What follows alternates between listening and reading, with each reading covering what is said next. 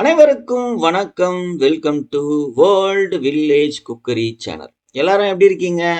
இன்னைக்கு நம்ம பார்க்க போற வீடியோல ஒரு மிடில் கிளாஸ் வெஜிடேரியன் வீட்டில் ஒரு லஞ்ச் ரெசிபி ஐடியாஸ் என்னென்னலாம் காம்போ பேக்கா சமைக்கலாம், சமைச்சா இன்ட்ரெஸ்டிங்காக இருக்கும், எல்லாரும் நல்லா விரும்பி சாப்பிடுவாங்க. அதாவது different different types of lunch recipe ஐடியாஸை தமிழில் ஒரு சீரியலாக பண்ணலாம் அப்படின்னு பிளான் பண்ணியிருக்கோம். அதில் தான் இன்னைக்கு நாங்கள் எபிசோடு 1 ரெடி பண்ணியிருக்கோம். அதாவது டிஃப்ரெண்ட் ரெசிபிஸ் ஒவ்வொரு நாளும் இன்னைக்கு என்ன சமைக்கலாம், ஒரு சாம்பார் வச்சோன்னா அதுக்கு கூட வறுவல், ஒரு பொரியல் என்ன சமைக்கலாம், ஒரு வத்த குழம்பு வச்சோம் அப்படின்னா கூட ஒரு கூட்டு, ஒரு வறுவல், அது என்ன சமைக்கலாம், மோர் குழம்பு வச்சோன்னா அது கூட சைட் டிஷ்ஷாக என்ன சமைக்கலாம். இது மாதிரி different types of lunch recipe ideas தான் நாங்கள் சீரியலாக போடலான்னு பிளான் பண்ணி எபிசோடு 1ல் நாங்கள் இன்னைக்கு என்ன சமைச்சிருக்கோம் பார்த்தீங்கன்னா, ஒயிட் ரைஸ் கூட முருங்கைக்காய் கத்திரிக்காய் சாம்பார், சேனக்கிழங்கு கருணக்கிழங்கு சொல்லுவோம்ல அது வறுவல், அப்பளம், வெண்டைக்காய் பொரியல், பருப்பு ரசம், அப்புறம் மோர்.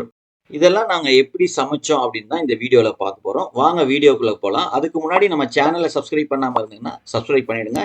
பக்கத்தில் பெல் ஐக்கான் வரும், அதையும் ப்ரெஸ் பண்ணிவிடுங்க. முக்கியமாக இந்த வீடியோவை ஸ்கிப் பண்ணாமல் முழுசாக பாருங்கள்.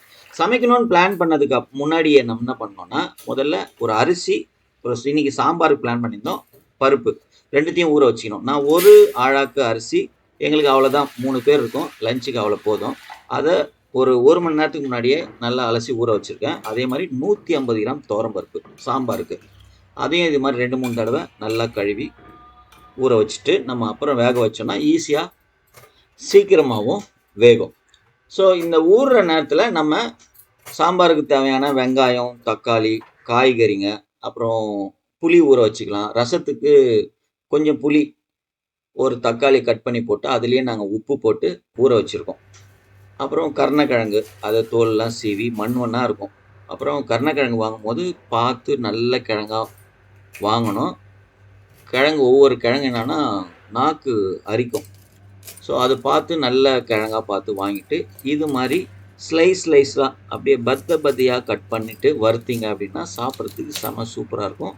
அப்படியே சாஃப்டாக மாவு மாதிரி செம இன்ட்ரெஸ்டிங்காக இருக்கும்.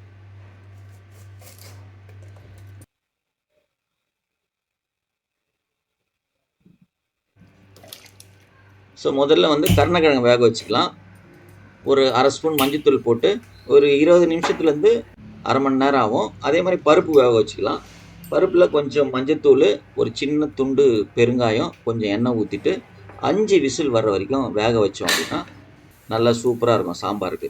இந்த வேகிற நேரத்தில் நம்ம ரசம் ரெடி பண்ணிக்கலாம். ரசத்தில் ஒரு நெல்லிக்காய் சைஸு புளி, ஒரு தக்காளியை கட் பண்ணி போட்டிருக்கோம். அதை நல்லா கரைச்சிக்கணும். கையிலேயே கரைங்க. கையில் கரைக்க அதனோட டேஸ்ட் வேறு மாதிரியாக இருக்கும். இப்போ விசில் வர ஆரம்பிச்சிச்சு. ஸோ 5 விசில் வந்துச்சு. அதை நிறுத்திட்டு இப்போ கரைச்சிருக்கோம்ல ரசத்தில் வந்து ரசப்பொடி 2 ஸ்பூன் போட்டுக்கணும். கொஞ்சம் கருவேப்பிலை, கொஞ்சம் கொத்தமல்லி, இதை நல்லா மிக்ஸ் பண்ணி தனியாக வச்சுக்கலாம்.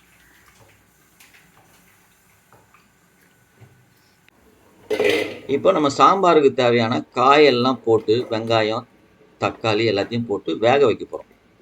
ஸோ ஆல்ரெடி பருப்பு வேக வச்சிட்டோம். இப்போ கத்திரிக்காய், முருங்கைக்காய், வெங்காயம், தக்காளி எல்லாத்தையும் ஒரு பாத்திரத்தில் போட்டு 2 ஸ்பூன் குழம்பு மிளகாத்தூள், அப்புறம் தேவையான அளவு உப்பு, கொஞ்சம் தண்ணி, தேவையான அளவு தண்ணி ஊற்றிட்டு நல்லா மிக்ஸ் பண்ணிவிட்டு அப்படியே அடுப்பில் எடுத்து வச்சு வேக வச்சிடலாம். மூடிடுவோம். குக்கரில் ப்ரெஷர் போயிடுச்சு இல்லையா, அதுக்கப்புறம் இதை ஓப்பன் பண்ணிவிட்டு அந்த பருப்பு தண்ணி இருக்குது பாருங்கள், அந்த தண்ணியை இப்போ நம்ம ரசத்தில் ஊற்றணும். இப்போ இது பருப்பு ரசம் ஆகிடும். பருப்பு தண்ணி ஊற்றலைன்னா சாதா ரசம், புளி ரசம். இப்போ நம்ம கருணக்கிழங்கு செக் பண்ணிடலாம் வெந்திருக்கா அப்படின்ட்டு. இது மாதிரி எடுத்துகிட்டு ஒரு கத்தி வச்சு நீங்கள் உள்ளே அறுத்தீங்க அப்படின்னா அது வெந்துட்டு இருந்ததுன்னா நல்லா நைஸாக உள்ளே இறங்கிடும். இப்போ இது நல்லா வெந்துச்சு. இதை இறக்கிடுவோம். ரசம் தாளிக்கிறதுக்கு நம்ம ஒரு அடுப்பில் கடாயை வச்சுட்டு வேக வச்ச கருணக்கிழங்குல 1.5 ஸ்பூன் குழம்பு மிளகாத்தூள், தேவையான அளவு உப்பு போட்டு இது மாதிரி மிக்ஸ் பண்ணிவிட்டு இதை ஓரமாக எடுத்து வச்சுடுவோம். இப்போ வந்து நம்ம சமைக்கிறோம்ல, 3 பொடி நம்ம வீட்டில் கண்டிப்பாக இருக்கணும். ஒன்று சாம்பார் பொடி, இன்னொன்று ரசப்பொடி, குழம்பு மிளகாத்தூள். இப்போ நம்ம சாம்பாருக்கும் குழம்பு மிளகாத்தூள் போட்டுருக்கிறோம், கருணக்கிழங்குக்கும் குழம்பு மிளகாத்தூள் தான் போட்டுருக்கோம். இப்போ நம்ம ரசத்துக்கு தாளிப்பு ரெடி பண்ணுறோம். கொஞ்சமாக எண்ணெய், கொஞ்சம் போல் கடுகு, ஒரே ஒரு காஞ்ச மிளகாய் லேசாக ஃப்ரை பண்ணதுக்கப்புறம் கொஞ்சம் போல் பெருங்காயத்தூள் போட்டுங்க. அப்புறம் ஒரு 5 பல்லு பூண்டு நசுக்கி வச்சுருக்கேன், அதையும் போட்டுக்கிறோம். கொஞ்சம் கருவேப்பிலை, இது எல்லாத்தையும் நல்லா ஃப்ரை பண்ணணும். ஓரளவுக்கு நல்லா ஃப்ரை ஆனதுக்கப்புறம் இப்போ கரைச்சி வச்சுருக்கோம்ல அந்த ரச கரைசல், அதை வந்து இதை அப்படியே இதை எடுத்து போட்டுட்டு இதை அப்படியே சூடாகட்டும். இந்த நேரத்தில் நம்ம வேக வச்சுருக்கோம் பருப்பு, அதை வந்து ஒரு மெஷர் இல்லை, நாங்கள் வந்து நல்லா 5 விசில் தான் நல்லாவே வெந்துட்டுருக்கோம். சும்மா லேசாக மெஷ் பண்ணிக்கலாம்.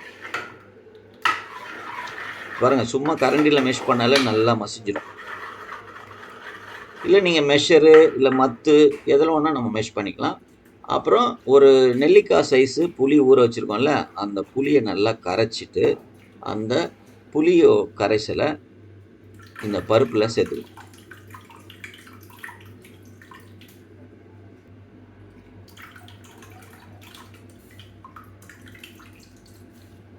இப்போ பார்த்தீங்கன்னா ரசம் கொதிக்கிற ஸ்டேஜுக்கு வந்துச்சு, அவ்வளோதான். அதை அப்படியே எடுத்து ஒரு கிண்ணத்தில் ஊற்றிட்டு மூடி வச்சுருங்க. அருமையான பருப்பு ரசம் ரெடி ஆயிடுச்சு. சூப்பர். அதை அப்படியே ஓரங்கட்டி வச்சுட்டு இப்போ அடுப்பு பற்ற வச்சுட்டு நம்ம பருப்பு வேக வச்ச பருப்பு புளி மிக்ஸ் பண்ணியிருக்கோம்ல, அதை அடுப்பில் வச்சுக்குவோம். இப்போ காயெலாம் சாம்பாருக்கான காயெலாம் வெந்துருச்சான்னு ஒரு தடவை செக் பண்ணிட்டோம்னா வெந்துட்டுருக்கோம். இப்போது வெந்திருக்கான்னு ஒரு தடவை செக் பண்ணிவிட்டு பாருங்கள், நல்லாவே வெந்துடுச்சு காய்.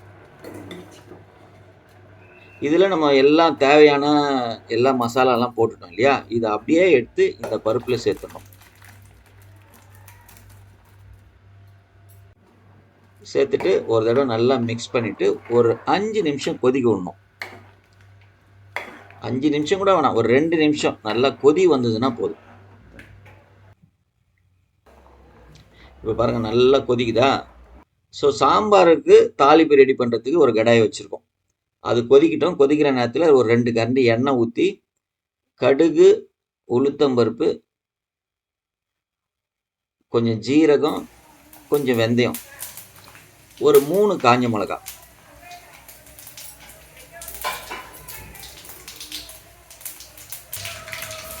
அப்புறம் ஒரு 5 பல்லு பூண்டு நசுக்கி வச்சுருக்கோம், அதையும் போட்டுட்டு கொஞ்சம் கருவேப்பிலையை போட்டு நல்லா வறுக்கணும். அதுக்கப்புறம் இதில் 2 ஸ்பூன் சாம்பார் பொடி போடணும். உங்கள் வீட்டில் சாம்பார் பொடி இல்லைன்னா எப்படி அரைக்கிறது அப்படின்ட்டு நம்ம லிங்க்கில் டிஸ்கிரிப்ஷனில் கொடுக்குறேன், பார்த்துட்டு அரைச்சி வச்சிங்க, ரொம்ப யூஸ்ஃபுல்லாக இருக்கும். இந்த சாம்பார் பொடியை அந்த தாளிப்புலேயும் சேர்த்து நல்லா ஒரு நிமிஷம் லேசாக ஃப்ரை பண்ணுங்கள். அப்படியே எடுத்து சாம்பாரில் கொட்டிடணும்.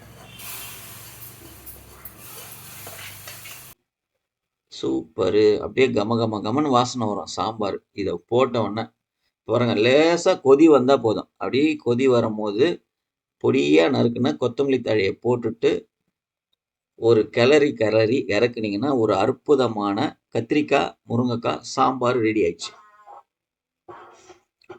ஸோ இது மொத்தமாக நம்ம கரெக்டாக பிளான் பண்ணோன்னா 1 மணி நேரத்தில் இல்லைன்னா 1.25 மணி நேரத்தில் நம்ம செஞ்சு முடிச்சிடலாம். ஒரு அருமையான லஞ்சு காம்போ பேக்கை கரெக்டாக 1.25 மணி நேரத்தில் செஞ்சிடலாம்.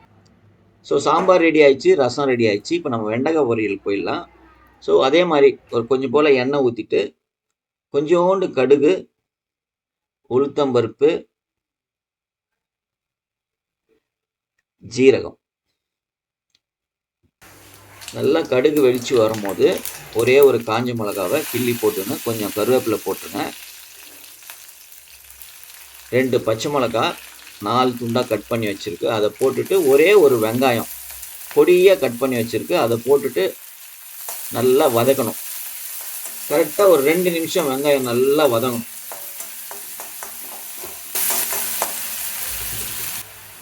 பாருங்கள், நல்லா வதங்கிடுச்சு வெங்காயம். இப்போ நம்ம கட் பண்ணி வச்சுருக்க வெண்டைக்காவை இதோடு சேர்த்து நல்லா அந்த எண்ணெயில் 1 நிமிஷம் நல்லா ஃப்ரை பண்ணணும். அதாவது வெண்டைக்காயில் இருக்கிற பிசுப்பு போகணும், அது ரொம்ப முக்கியம். ஆனால் அந்த பிசு போகிற வரைக்கும் நீங்கள் ஃப்ரை பண்ணால் வெண்டைக்காய் நல்லா வெந்துடும். ஒரு 1/2 ஸ்பூன் மஞ்சத்தூள், தேவையான அளவு உப்பு போட்டுக்கலாம். இதை நல்லா மிக்ஸ் பண்ணி விட்டுட்டு மூடிட்டு ஒரு 2-3 நிமிஷம் நல்லா அப்படியே வேக விடும்.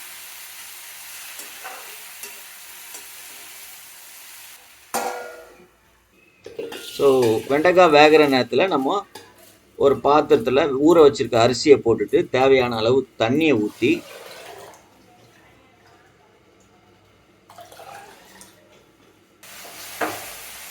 அடுப்பில் வச்சிடலாம். நடுவில் வெண்டைக்காவை கிளறி விட்டிங்கன்னா இருக்கணும், இல்லைன்னா அடி பிடிச்சிடும்.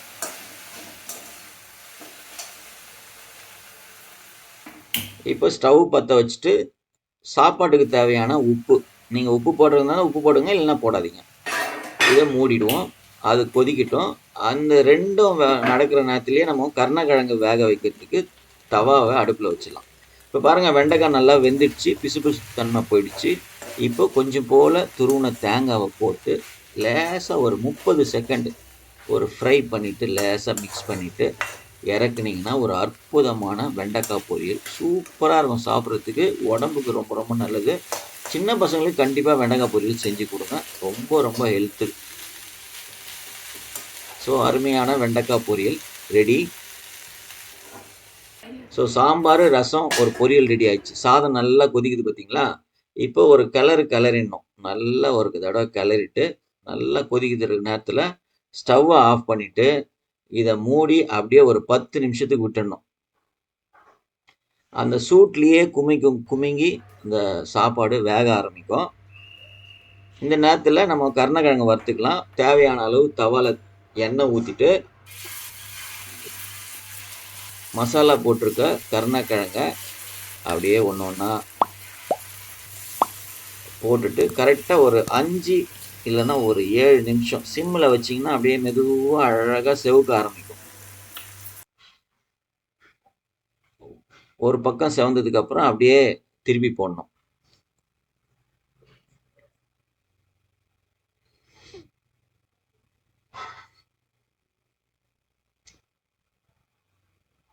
இப்போ பார்த்தீங்களா, சூப்பராக அருமையாக கருணக்கிழங்கு வறுவல் ரெடி ஆயிடுச்சு. அப்படியே பில்லியாக இருக்குது பாருங்கள். செம்ம சாஃப்டாக இருக்கும், சாப்பிட்றதுக்கு செம்ம இன்ட்ரெஸ்டிங்காக இருக்கும்.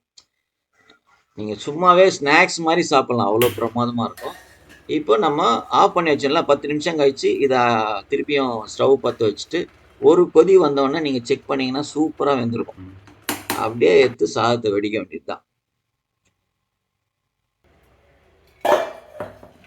ஸோ ஆல்மோஸ்ட் எல்லாமே ரெடி ஆயிடுச்சு நம்ம பிளான் பண்ண மாதிரி. இப்போ இவ்வளோ செஞ்சிட்டோம், ஒரு அப்பளம் இருந்தால் நல்லா இருக்கும்ல, அதனால ஒரு அப்பளம் ஒன்று வறுத்துக்கலாம்.